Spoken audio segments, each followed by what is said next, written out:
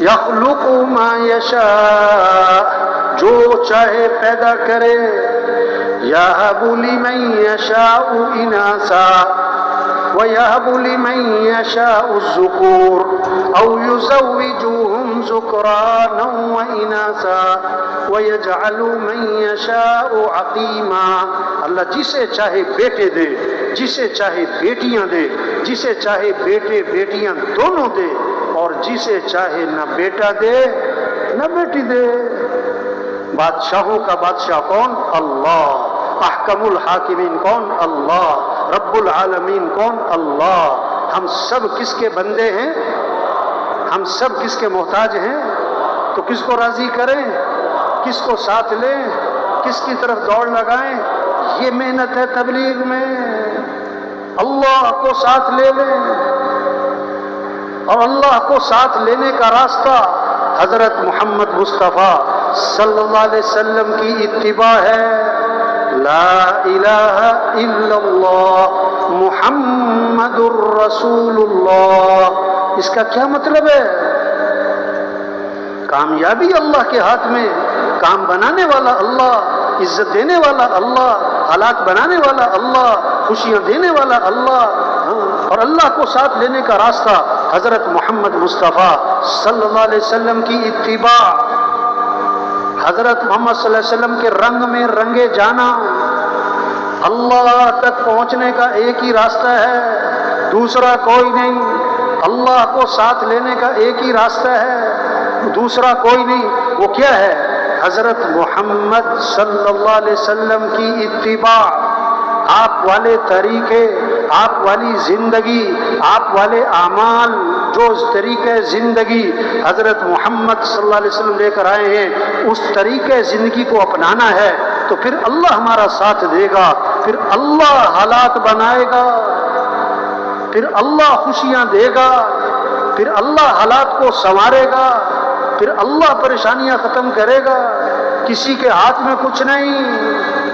جیسے سب اس بات کو مانتے ہیں، سورج کو طلوع کرنے والا کون ہے؟ گرمی لانے والا، سردی لانے والا، بارشیں برسانے والا، دن اور رات کا نظام چلانے والا۔ کوئی نہیں کہتا کہ حکومتیں گرمی لاتی ہیں، حکومتیں سردی لاتی ہیں، اور حکومتوں سے سورج، سب کہتے ہیں یہ تو کس کا نظام ہے؟ تو حالات بنانے والا بھی کون؟ اللہ۔ اللہ حالات بنائے کوئی بگاڑ، اور اللہ بگاڑے کوئی بنا۔ خوشیاں دینے والا کون؟ اللہ۔ اللہ خوشیاں دے کوئی چھین، اور اللہ چھین دے کوئی دے۔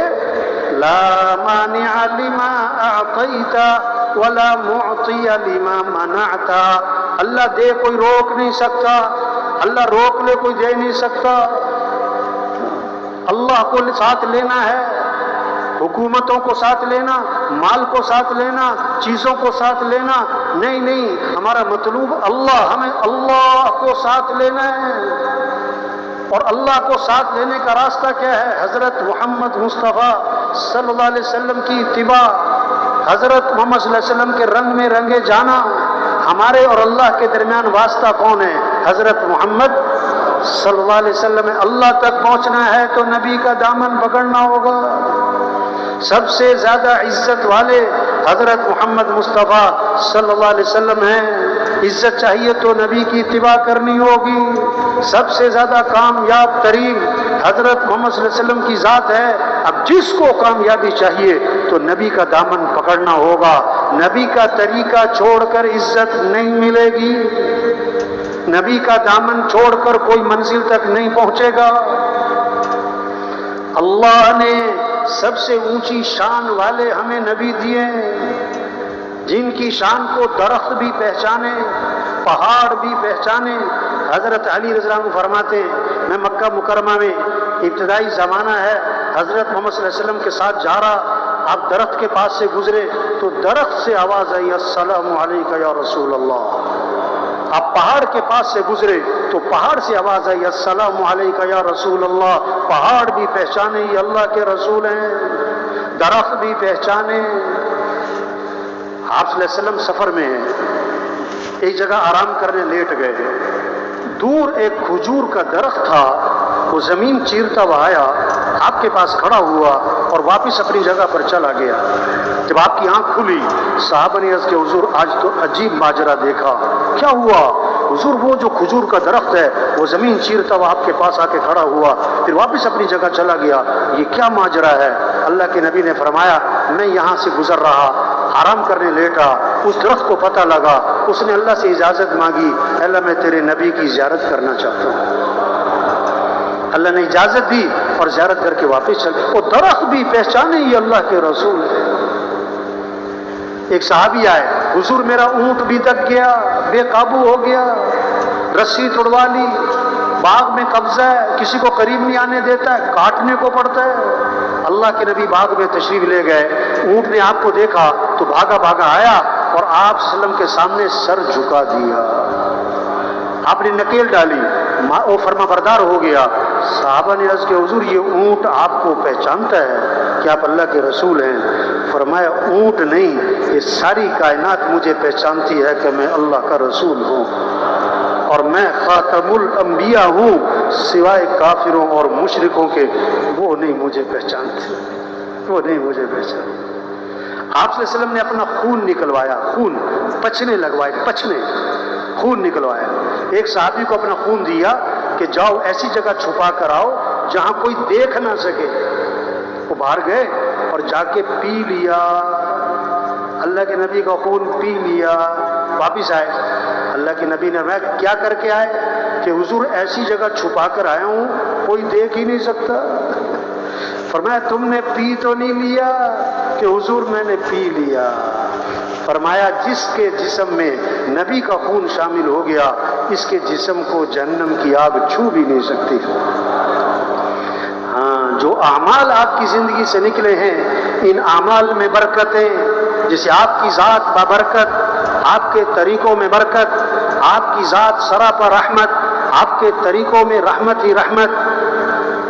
جیسے دودھ کے ساتھ سفیدی جڑی ہوئی ہے، دودھ سے سفیدی جدا نہیں ہو سکتی، حضرت محمد صلی اللہ علیہ وسلم والے اعمال، آپ والی زندگی، آپ والے طریقے، آپ کی اتباع، اس کے ساتھ عزت جڑی ہوئی ہے، خوشیاں جڑی ہوئی ہیں، برکتیں جڑی ہوئی ہیں، خیریں جڑی ہوئی ہیں۔ جیسے شہد کے ساتھ مٹھاس جڑی ہوئی ہے، شہد سے مٹھاس نہیں جدا ہو سکتی، اسی طرح حضرت محمد صلی اللہ علیہ وسلم والے اعمال اس کے ساتھ کامیابی جڑی ہوئی ہے۔ نبی کے طریقے کو چھوڑ کر کامیابی نہیں مل سکتی۔ یہ محنت ہو رہی تبلیغ میں، یہ نہیں کہہ رہے دکان چھوڑو، دفتر چھوڑو، وزارت چھوڑو، نہیں نہیں نہیں نہیں نہیں، یقین سے ہی کرو۔ سب سے مال سے کام نہیں بنتے، حکومتوں سے حالات صحیح نہیں ہوتے، حالات بنانے والا اللہ ہے، کام بنانے والا اللہ ہے، رزق دینے والا اللہ ہے، ضرورتیں پوری کرنے والا اللہ ہے۔ ہم اللہ کے محتاج ہیں، مشکل کشا اللہ ہے، حاجت روا اللہ ہے، ضرورتوں کو پورا کرنے والا اللہ ہے۔ ہمیں اللہ کو ساتھ لینا ہے، اور کیسے ساتھ لینا ہے؟ حضرت محمد صلی اللہ علیہ وسلم کی اتباع کرنی ہے، آپ کے طریقوں پر آنا ہے۔ آپ صلی اللہ علیہ وسلم کی اتباع، اس میں دنیا کی آخرت کی کامیابی چھپی ہوئی ہے، یہ بات دلوں میں اتارنی ہے۔ دکان کریں، یقین ٹھیک ہو، دکان میں نفع نہیں ہے، دکان میں نفع رکھنے والا کون ہے؟ اللہ۔ ہم دکان کے پابند نہیں بنیں گے، ہم اللہ کے حکم کے پابند بنیں گے۔ کارخانہ چلائیں یہ نہیں منع کر رہے، لیکن یقین اللہ کی ذات پر ہو، نفع اللہ کے ہاتھ میں۔ ہم کارخانے کے پابند نہیں بنیں گے، ہم اللہ کے حکم کے پابند بنیں گے۔ اور اللہ کے احکام میں سب سے پہلا حکم نماز، سب سے پہلا حکم نماز، سب سے پہلی پوچھ قیامت کے دن کس کی ہوگی؟ نماز کی ہوگی۔ حضور صلی اللہ علیہ وسلم نے فرمایا اسلام اور کفر میں فرق کرنے والی چیز کیا ہے؟ نماز ہے۔ آپ نے فرمایا جس نے نماز چھوڑی اس نے کفر کیا، جس نے ایک نماز چھوڑ دی جیسے اس کا گھر اور مال اور اہل ہلاک ہو گیا، چھین لیا گیا، ایک نماز چھوڑ دی۔ کیوں پریشانیاں ہیں، کیوں بگاڑ ہے، کیوں مسائل ہیں، کیوں فساد ہے؟ نماز چھوڑ دی مسلمان نے۔ نماز پڑھنے والے تھوڑے، نہ پڑھنے والے، نہ پڑھنے والے کیا؟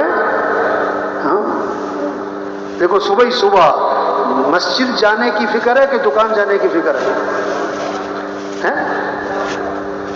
چاندنی رات ہو، چاندنی رات تو تالاب میں کیا نظر آتا ہے؟ بولو بھائی. اور چاند ہے کہاں؟